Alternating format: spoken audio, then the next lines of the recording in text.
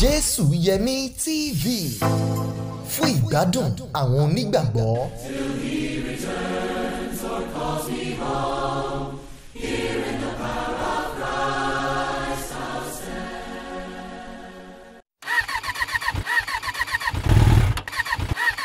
Ajé ìgbé kí ló dé tó ń laagun yọ̀bọ̀ nídìí ọ̀kadà báyìí. Wo ó tiẹ̀ ti wá tójú sú mi bí n bá pààrọ̀ ẹ̀yà ara ọ̀kadà fóníbàárà mi lónìí ká tó rọ́jọ́ méjì sí mẹ́ta ó tún ti bàjẹ́ padà wọ́n á tún ti rù ú dé. Alábàjọ tí àwọn oníbàárà rẹ ṣe ń gbé ọ̀kadà wọn wá sọ́dọ̀ mi láti wá túnṣe. Kódà ó tiẹ̀ ti wá fẹ́ lé mi lóko gbèsè àfi bí ẹni táyé ń ṣe. Ajé ìgbé ayé kankan ò ṣe ọ́. Àìmọ̀ ojúlówó ẹ̀yà ara alùpùpù ní ìṣòro rẹ̀. Ṣòróró motorcycle spare part ní ọ̀nà àbáyọ fún ẹ̀yà ara alùpùpù tí yóò ṣe déédéé bí eléyìí tó bá wá fún oríṣiríṣi ọ̀kadà bíi Bajaj, CD110, CB125, AS100, Ajwe 125, TBS àti bẹ́ẹ̀ bẹ́ẹ̀ lọ. Ṣòróró motorcycle spare part tí iléeṣẹ́ Shalin motorcycle spare part ṣe jáde ní kẹ́ ẹ béèrè fún. Ìròyìn ayọ̀ rèé fún gbogbo ẹ̀yin tẹ́ ń tún alùpùpù ṣe, motorcycle ẹ̀yin tẹ́ ń lo alùpùpù àti ẹ̀yin ọlọ́kadà tẹ́ ń fi ọ̀kadà ṣiṣẹ́ láti béèrè fún Ṣòróró motorcycle spare part. Àwọn bó gan láti lè ríra. Ẹ̀yin ẹ ṣáà ti béèrè fún Ṣòróró motorcycle spare part níbi gbogbo tí wọ́n bá ti ń ta ojúlówó ẹ̀yà ara alùpùpù ní agbègbè yín. Torí Ṣòróró motorcycle spare part ó lálòpẹ́ ó sì fi ni lọ́kàn balẹ̀. Ṣòróró motorcycle spare part ojúlówó tó yàtọ̀ sí gbàrọ̀ gudu.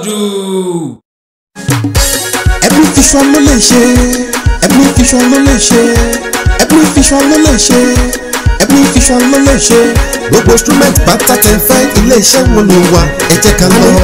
Every Vision ló lè ṣe, Every Vision ló lè ṣe, Every Vision ló lè ṣe, Every Vision ló lè ṣe.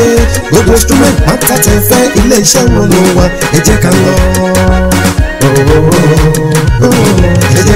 Every Visual and Sound Store ojúlówó ilé iṣẹ́ tó ń ta public address systems, imported speakers, drum sets, keyboard, wireless microphone, guitars, conga drums, live mixer àti general electronic supplies. Tààràtà ni ẹ máa bọ̀ ní opposite ìta Balógun street Àgọ́-Òkú Ṣàpọ́n Abẹ́òkúta. Telephone 081-584-86002 tàbí 080-644-85865. Every Vision Sound Stores débẹ̀ kò confam. À ń kí yín pé ẹ kú dédé àsìkò yìí ètò wa náà ni Bro Jésù Yẹmí live on TV interactions with Church of Christ Preachers òun ló ti dé sí etí ìgbọ́yín. À kí yín pé àánú Ọlọ́run kò ní fi wá sílẹ̀ lórúkọ Jésù. Àmín. A dúpẹ́ púpọ̀ lọ́wọ́ àwọn tí wọ́n ṣe onígbọ̀wọ́ ètò yìí látòrí Ebenezer Visual Sound and Stores tí wọ́n ń ta musical instrument ní ìlú Abẹ́òkúta tí arákùnrin Ọpẹ́yẹmí Ẹnilọ́lọ́bọ̀ ń ṣe olùdarí ilé iṣẹ́ yẹn. Ìbùkún Ọlọ́run ò ní fi sílẹ̀ lórúkọ Jésù. Tí ẹ bá fẹ́ ra drum set, tí ẹ bá fẹ́ ra piano, tí ẹ bá fẹ́ ra jìtá, ẹ pè wọ́n sórí aago, ẹ bá wọn dòwò pọ̀. Àánú Ọlọ́run ò ní fi wá sílẹ̀ lórúkọ Jésù. Ọpẹ́ pàtàkì tún lọ sọ́dọ̀ onígbọ̀wọ́ kejì Maxwell Ventures tí wọ́n ń ta spare parts ọ̀kadà. Ó wà nílùú Abẹ́òkúta ní Randa. Tí ẹ bá fẹ́ ra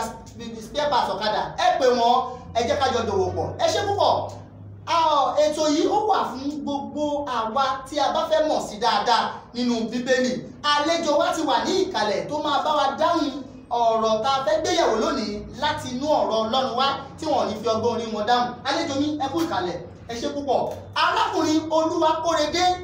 Ọláníran náà ni àlejò wa ti òní tí wọ́n jẹ́ ìránṣẹ́ Ọlọ́run alààyè ìjọ Kristi tó péjọpọ̀ ní Èrúwà Ìbàràpá East ní ìlú Ọ̀yọ́. Ẹ ṣé arákùnrin wa, ọ̀rọ̀ tó ní ṣe pẹ̀lú Ọlọ́run kan, oríṣiríṣi ẹ̀sìn àti oríṣiríṣi ìjọ ni a fẹ́ gbé yẹ̀wò lónìí. Mo fẹ́ kẹ́ bá mi ṣe ìdájọ́ sí ọ̀rọ̀ yìí dáadáa láti inú Bíbélì. Arákùnrin, níbo la ti bá a bọ̀? Gbogbo ènìyàn ló gbàgbọ́ pé Ọlọ́run kan la ní.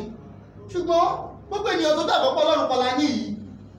wọ́n máa ń ṣe oríṣiríṣi ẹ̀sìn tó wù wọ́n. Oríṣiríṣi ìjọ ló wà nínú ayé lónìí. Ibo la ti ń bá a bọ̀? Ibo la bá a dé lọ́wọ́lọ́wọ́ lórí ẹ̀? Ẹ ṣé púpọ̀. Eléyìí kìí ṣe ètò Ọlọ́run nìyẹn. Kìí ṣe ètò Ọlọ́run rèé. Kìí ṣe ètò Ọlọ́run nìyẹn. Bíbélì sọ fún wa nínú ìwé Kọ́ríńtì kìíní orí 14 ní ẹsẹ̀ 33. Ó nítorí pé Ọlọ́run kìí ṣe Ọlọ́run rúdurùdu. Ìyẹn ni pé Ọlọ́run kìí dá rúdurùdu sílẹ̀ kò ń pọ̀ sí confusion. Ẹnu imagine lọ́jọ́ Nóà k'Ọlọ́run sọ wípé kínú àárọ̀ kan ọkọ̀. Kọ́lọ́ tún gbẹ́lò mí dìde ìwọ náà lọ kàn mí. Ọlọ́run gbẹ́lò mí dìde ìwọ náà lọ kàn mí. Káwọn èèyàn máa ní èrè àti ẹ̀mọ̀ ìta fẹ́ ṣe báyìí. Àwọn bí ká tẹ̀lé Nóà ni, tàbí ká tẹ̀lé bàbá Joseph ni, tàbí ká tẹ̀lé bàbá Wáídì ni. Torí pé gbogbo náà lọ sọ pé Ọlọ́run ló ní káwọn lọ kan ọkọ̀. Ẹ̀wọ̀n pé máa rí. Ṣùgbọ́n kí Ọlọ́run ṣe? Ọlọ́run yan ẹnìkan ṣoṣo péré Nóà. Ọlọ́run dẹ̀ ní kó kan ọ̀kọ̀ọ̀kan ṣoṣo pé so ẹ lè rí pé Ọlọ́run òun dá rúdurùdu sílẹ̀ rúdurùdu tá à nílé ni tó yẹ pé ẹ̀sìn ọ̀tọ̀ọ̀tọ̀ ìjọ ọ̀tọ̀ọ̀tọ̀ ó wá látọ̀dọ̀ èṣù. Ó wá látọ̀dọ̀ èṣù. Bẹ́ẹ̀ ni Bíbélì ti sọ fún wa nínú ìwé Tímótì kìíní orí ìkẹrin ní ẹsẹ̀ kìíní ó ní ṣùgbọ́n ẹ̀mí ń tẹnumọ́ pé ní ìgbà ìkẹyìn àwọn mìíràn yóò kúrò nínú ìgbàgbọ́ wọ́n máa fiyèsí àwọn ẹ̀mí tí ń tan ní jẹ àti ẹ̀kọ́ àwọn ẹ̀mí èṣù. So ó sọ pé ìyapa máa ṣẹlẹ̀ tó yẹ pé a máa ní onírúurú eléyìí ó dẹ̀ ti wà tipẹ́ tẹ́tírí ó ti wà tipẹ́ in fact láti ìgbà tí ayé ti ṣẹ̀ tó ti di pé èèyàn ti bẹ̀rẹ̀ sí dẹ́ṣẹ̀ ló ti di pé ẹ ti ní àwọn tó yàn láti ṣe tọlọ́run àtàwọn tẹ̀sù tàn jẹ wọ́n máa rò pé tọlọ́run làwọn ṣe lórí kò dẹ̀ ní jẹ́ ti tọlọ́run. So eléyìí ó ti wà bẹ́ẹ̀ tipẹ́ ṣùgbọ́n ẹni tó bá fẹ́ láti ṣe ìfẹ́ Ọlọ́run ó gbọ́dọ̀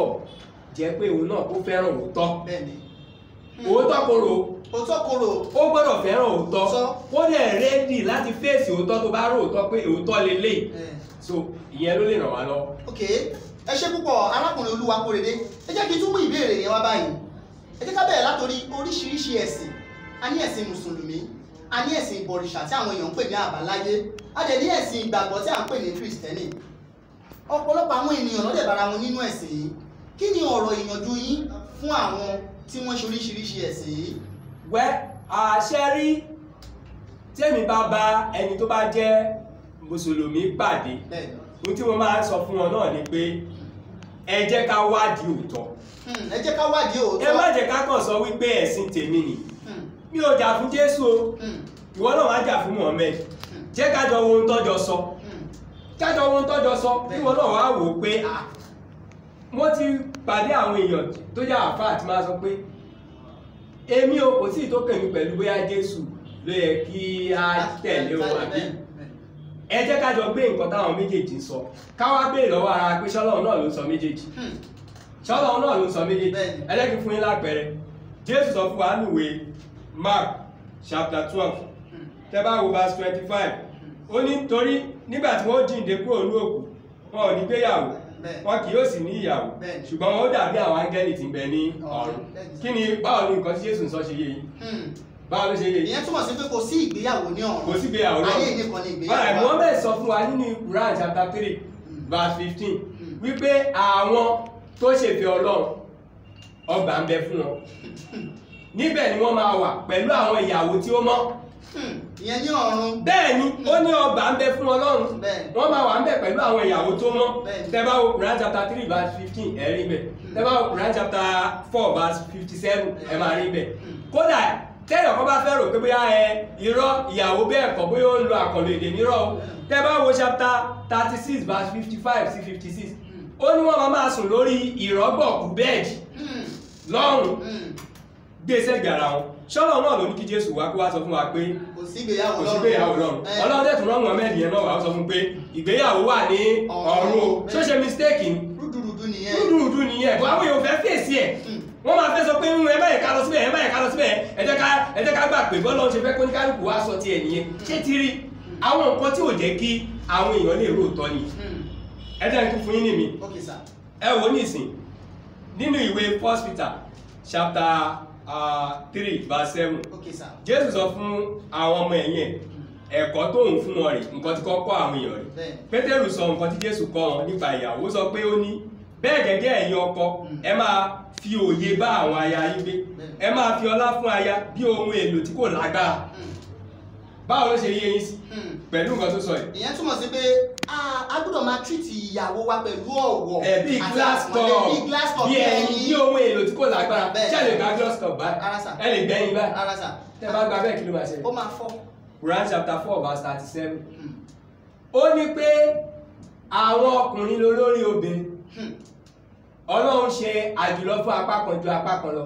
ó ní fún àwọn tẹ́ bá wá ń bẹ̀rù orí kunkun wọn ó ní àwọn obìnrin tó bá ní respect no problem ó ní ṣùgbọ́n àwọn tẹ́ bá ń bẹ̀rù orí kunkun wọn ó ní 1 ẹ ṣe kìlọ̀kìlọ̀ fún wọn ẹ kọ́kọ́ kí wọ́n lọ 2 ẹ ta kété sí ibùsùn wọn ká má ní ìbáṣepọ̀ pẹ̀lú wọn 3 kí ẹ sì lù wọn.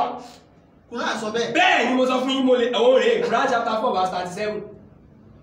now Ọlọ́run ló sọ wípé a gbọ́dọ̀ lùyàwó wa ká ṣe bíi glass cup bí ìyẹn nínú bíbélì o. ọlọ́run yẹn náà wá rán Muhammed padà wá tó sọ fún wípé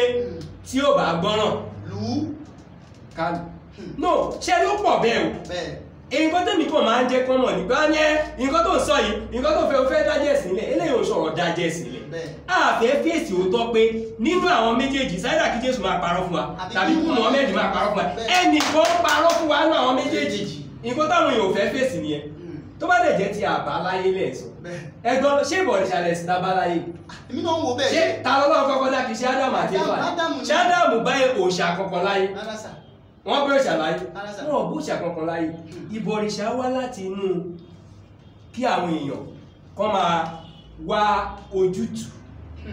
káwọn èèyàn ní problem kọ́ máa wá ojútùú níbẹ̀ ló ti bẹ̀rẹ̀ sí kí ló lè bá mi wójútùú sí nǹkan yìí tọ́wọ́n èèyàn bá fẹ́ dúró de lọ́hùn wọ́n á bẹ̀rẹ̀ sí wójútùú kúri òun ló fà á wá bọgbá wá bà wó bíbélì sọ fún wa nínú ìwé Àìsáyà ó sọ wípé àwọn èèyàn bí ìbọ̀rìṣà ṣe bẹ̀rẹ̀ ni pé èèyàn ó bẹ́ igi kédárì lulẹ̀ Àìsáyà 44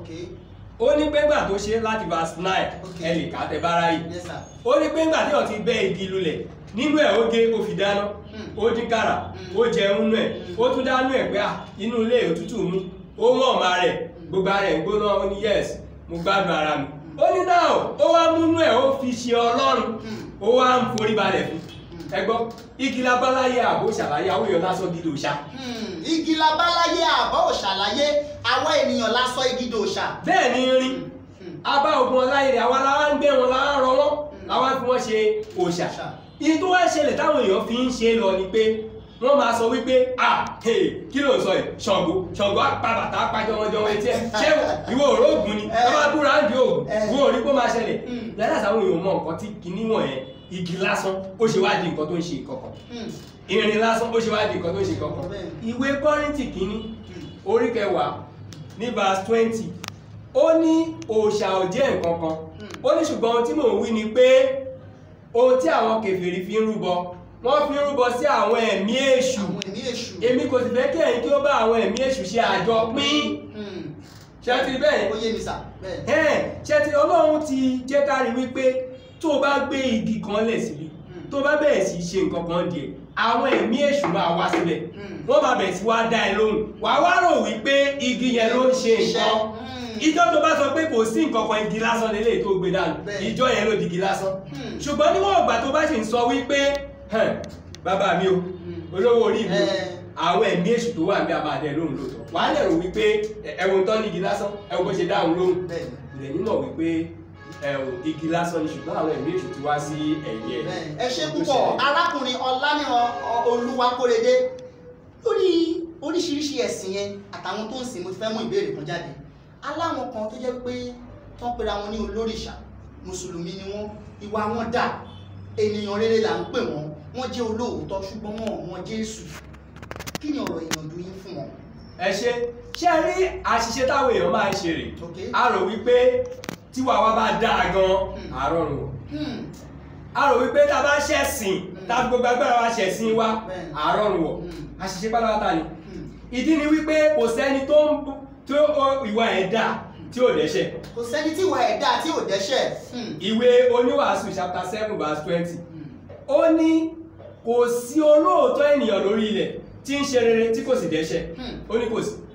now tó bá dẹ̀ ti dẹ́ṣẹ̀ ọ̀rọ̀ tọlọ́run ni pé ikú ni èrè ẹ̀ṣẹ̀ ìwọ dẹ́ṣẹ̀ èṣù dẹ́ṣẹ̀ ó dẹ̀ fẹ́ kọ́lọ́run rán wọn lọ sọ́run rere kó rí èṣù lọ́run àpáàdì ọlọ́run á dẹ̀ jó lódodo ṣé tí wọ́n bá rí onídàájọ́ kan tó sẹ́ńtẹ̀ǹsì olè méjì ìwọ olè ní ẹ́ ó jalè máa lọ sí ẹ̀wọ̀n inú ẹ̀wọ̀n ìwọ olè ní ẹ́ wẹ́ adáríjì ẹ̀ ìwọ máa lọ lé kí ló máa sọ wá sọ wípé ó dàgbọ́ ti gba nǹkan lọ́wọ́ ti bí yẹn mú tó bá sọ nìyẹn ṣojú ìṣáájú so a ṣe èṣù náà ṣe a dẹ̀ fẹ́ kọ́lọ́run dá àwọn aláre kó dé èṣù lẹ́bi ṣáàrò pé ṣò ní sọ pé ṣẹwọ́n ní ìdájọ́ òdodo lọ́pẹ́ náà Ọlọ́run náà mọ̀ bẹ́ẹ̀ pé òun ìwà ẹ̀dá kò túmọ̀ sí pé ó dẹ̀ṣẹ̀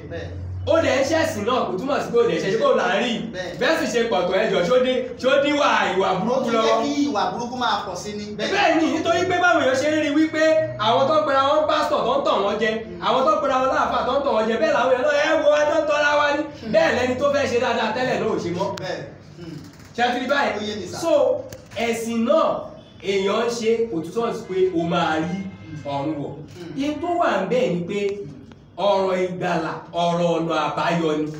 ọ̀rọ̀ ìgbàlà ọ̀rọ̀ ọ̀nà àbáyọ. a ti wà nú ewu ọlọ́run wá pèsè ọ̀nà àbáyọ nígbà Nóà wọ́n ti wà nú ewu ọlọ́run wá ní ọ̀nà àbáyọ rẹ̀ Nóà àtọkọ ẹ̀ òun ní kẹwọ̀. náà kéèyàn tó wá sọ pé wà òun dáa òun ò ní wọnú ọkọ̀ ọ̀nà àṣà ẹjọ́ kí ló máa ṣẹlẹ̀ sí. ègbé nífẹ̀ẹ́ ni bẹ́ẹ̀ ó máa parun. ó wá lóun ṣẹ̀sìn òun máa ń gbàdúrà láàárọ̀ lọ́sàn-án lálẹ́. òun kírun ní ìgbà márùn-ún lójúmọ́. bẹ́ẹ̀ ó wá sọ wípé Nóà ọlọ́run wà lẹ́yìn tiwa àìwọnú ọkọ̀ tiẹ̀ kí ló máa ṣẹlẹ̀ sí. bíbélì tiẹ̀ sọ bẹ́ẹ̀ yóò tiẹ̀ sọ bíbélì sọ fún wa ní Genesis 7:23 ó ní ohun alààyè gbogbo tó wà lórí ilẹ̀ ní a ti parun àtẹ̀yàn àtẹran àtòhun tó rákò wọ́n rún kúrò lórí ilẹ̀ Nóà nìkan ló kù àtàwọn tó wà pẹ̀lú ẹ̀ ní ọkọ̀ ẹ̀yìn rẹ̀ wò so ẹ wá lè rí wípé ọ̀rọ̀ ọ̀nà àbáyọ ni ọ̀nà àbáyọ tọ́lọ̀ ń wá gbé kalẹ̀ òun ni Jésù ó ní èmi ni ọ̀nà òtítọ́ àti ìyè kò sí ẹni tó lè wá sọ́dọ̀ bàbá bí kò ṣe nípasẹ̀ Jésù nìkan la lè fi rí ọ̀nà àbáyọ ìgbàlà. bó ṣe rí nìyẹn nítorí pé kò sí ẹni náà ẹ lọ wádìí ẹ̀ tí àwọn wòlíì sọ àsọtẹ́lẹ̀ nípa ẹ̀ pé ó ń bọ̀ wá kí gbogbo ayé máa gbọ́ tiẹ̀ kò sí pé gbogbo ayé máa gbọ́ tiẹ̀ tó sọ àsọtẹ́lẹ̀ àfi Jésù kò sẹ́ni tó ti sọ pé ó máa wá kú fẹ́ ṣe aráyé àfi Jésù Isaiah 53 gbogbo chapter yẹn ikú Jésù náà fi sọ̀rọ̀ ẹ̀ so àmọ̀ràn mi sí wọn ni wípé Jésù lọ́nà kán wá sí ọ̀dọ̀ Jésù eléyìí ò sọ̀rọ̀ ẹ̀sìn ní kìíní kan ọ̀rọ̀ pé Ọlọ́run tó dá ayé láti inú ọgbà Édẹ́nì ló ti sọ wípé ọmọ kan ń bọ̀ Genesis 3:15 wípé òun ni ó máa fọ́ èṣù ní orí láti inú ọgbà Édẹ́nì kò tí ì sẹ́sìn mùsùlùmí kò tí ì sẹ́sìn kírísítẹ́nì kò tí ì sí ẹ̀sìn àbáláyé bẹ́ẹ̀ ṣe ń pè kò tí ì sí Ọlọ́run dẹ̀ ti sọ pé ọmọ kan ń bọ̀ ọmọ yẹn wá dé ó wá ní ẹ lọ sí gbogbo ayé ẹ wàásù ìrere fún gbogbo ẹ̀dá tí a ti ní pé Jésù sọ pé gbogbo ayé ló gbọ́dọ̀ ṣe nǹkan yẹn wá ní ẹni tó bá gbàgbọ́ tá a bá baptisi ẹ̀ ló máa là tó bá wá jẹ́ mùsùlùmí ohun tí Jésù fẹ́ kó ṣe tó bá jẹ́ abọ̀rìṣà ohun tí Ọlọ́run fẹ́ kó ṣe nìyẹn ó bá jẹ́ pásítọ̀ ohun tí Ọlọ́run fẹ́ kó ṣe nìyẹn so àmọ̀ràn mi fún wọn ni kí wọ́n wá sọ́dọ̀ Jésù. àmọ̀ràn yín fún wọn ni pé kí wọ́n wá sọ́dọ̀ Jésù ẹ ṣe kí a tó mú wá sí òpin nísìnyí àti ní kí wọ́n wá sọ́dọ̀ Jésù ẹ má gbàgbé wípé oríṣiríṣi ìjọ ẹlẹ́yàmẹ̀yà la ní nígbà tiwa yìí arákùnrin rúdurùdu wà nínú ayé yìí èwo la fẹ́ mọ̀ èpo jẹ́ òtítọ́ èwo la fẹ́ mọ̀ wípé Ọlọ́run gbọ́wọ́ wọn ṣiṣẹ́ èwo la fẹ́ mọ̀ wípé ibi tá bá ti ní kí wọ́n wá yìí ibo lẹ lè júwe fún wọn èwo ni Ọlọ́run fọwọ́ sínú àwọn ìjọ yìí. ẹ ṣe náà ṣe rí Jésù tọ́lọ́run ní àtẹ̀lé Ọlọ́run náà mọ̀ pé èṣù kò ní fi àtẹ̀lé afẹ́ kọ́ sí confusion yẹn ló máa lẹ́kẹ́ lórí máa tẹ̀lé Jésù a ní pé ibo ló ń fẹ́ lọ chọ́ọ̀chì eléyìí ọ̀tọ̀ chọ́ọ̀chì tọ̀wọ́n ọ̀tọ̀ ẹ wá sọ pé kóun tẹ̀lé bó bá tẹ̀fẹ́ tẹ̀lé Jésù ṣé kérúbù ni kóun ṣe ni ṣé baptist ni ṣé methodist ni ṣé kìíní tó tẹ̀lé pé ìlànà wọn yàtọ̀tọ̀ síra wọn lọ bó bá lọ sí kátólíìkì wàá foríbalẹ̀ fún Màríà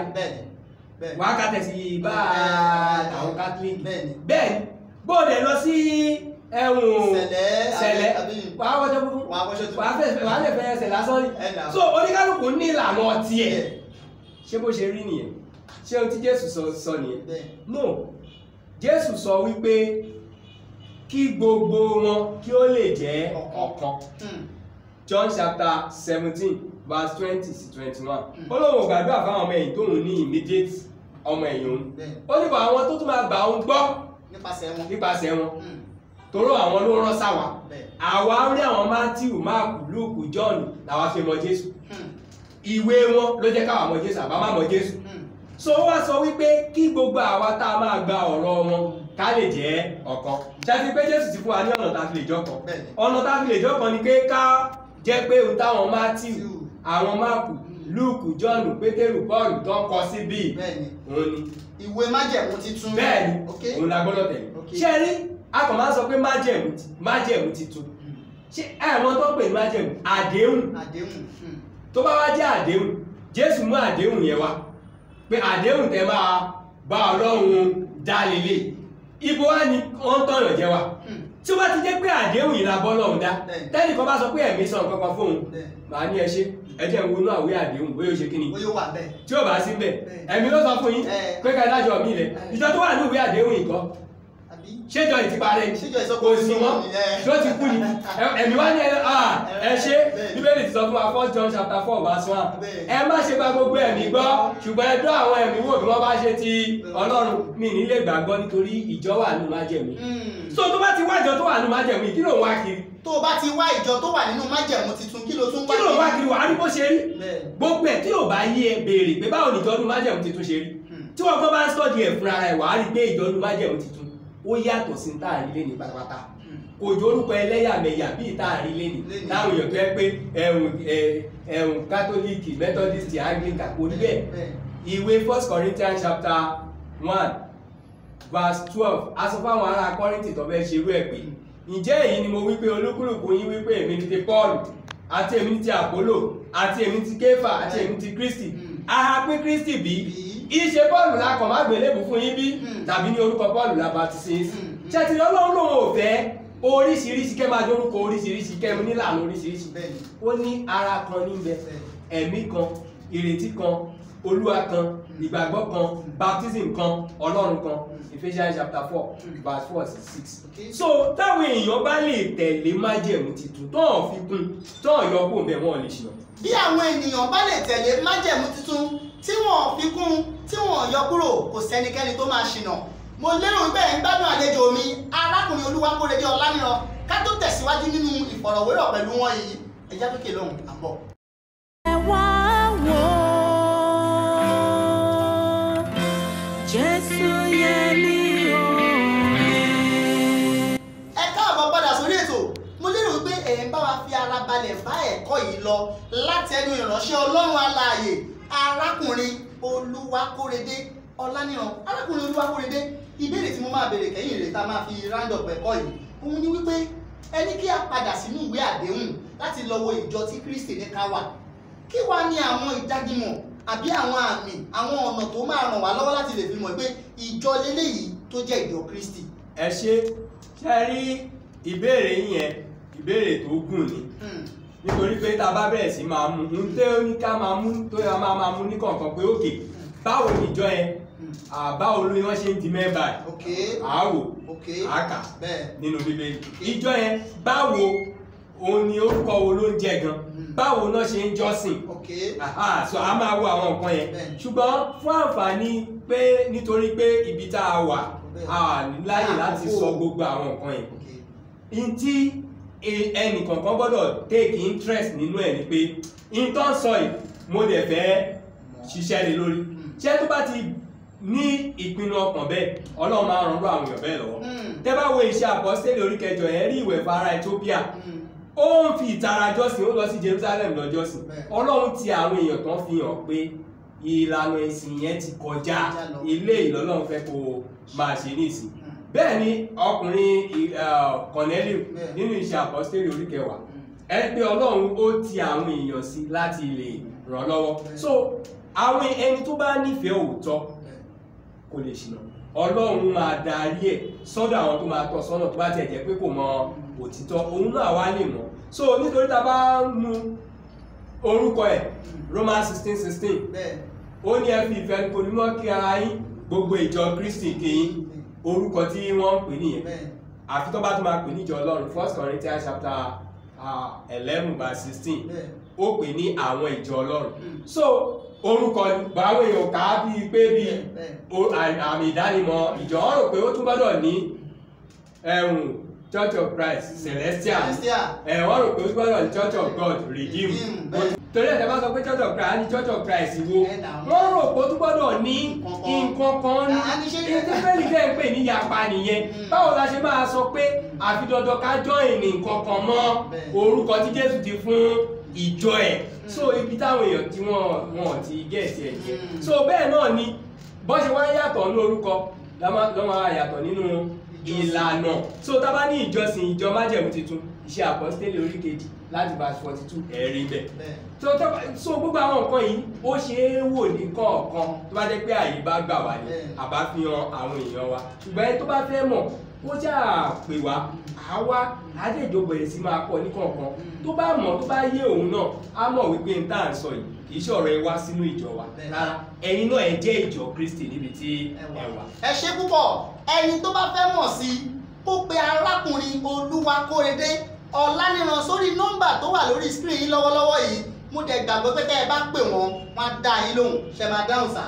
ẹ ṣé púpọ̀ ní gbogbo ìgbà ni wọ́n máa ń fi àyè sílẹ̀ fún àwọn ènìyàn láti dáhùn oríṣiríṣi ìbéèrè. ẹ ṣé púpọ̀ ọpẹ́ pàtàkì lọ́wọ́ àwọn tí a jọ ṣe ètò tí òní látòrí àlejò wa ọpẹ́ pàtàkì lọ́wọ́ yín arákùnrin Olúwakórèdé Ọláníran. Àtúnṣe ráńpẹ́ kan ti wà nínú ètò yìí tí ẹ bá fẹ́ mọ̀ nípa arákùnrin wa dáadáa tí wọ́n jẹ́ ìránṣẹ́ Ọlọ́run alààyè Olúwakórèdé Ọláníran ẹ lè máa pàdé wa àbí kẹ́ ẹ pàdé wa ní ọjọ́ Sunday ní agogo 7 láàárọ̀ full interview clip wọn wà ń bẹ̀ àti yọ teaching jáde kúrò nínú full interview clip yẹn ẹ wo teaching lọ́tọ̀ ẹ dẹ̀ wo interview lọ́tọ̀ torí pé kó lè rọ̀ wá lọ́rùn láti gbádùn ètò yìí dáadáa ni. ẹ ṣé púpọ̀ orúkọ tèmi ò tí ì yí padà Jésùyẹmí Olúwatósìn Olúwapẹ̀lúmi Jésùyẹmí TV fún ìgbádùn àwọn onígbàgbọ́ kí ẹ ní ọjọ́ rere. Jésùyẹmí TV fún ìgbádùn àwọn onígbàgbọ́.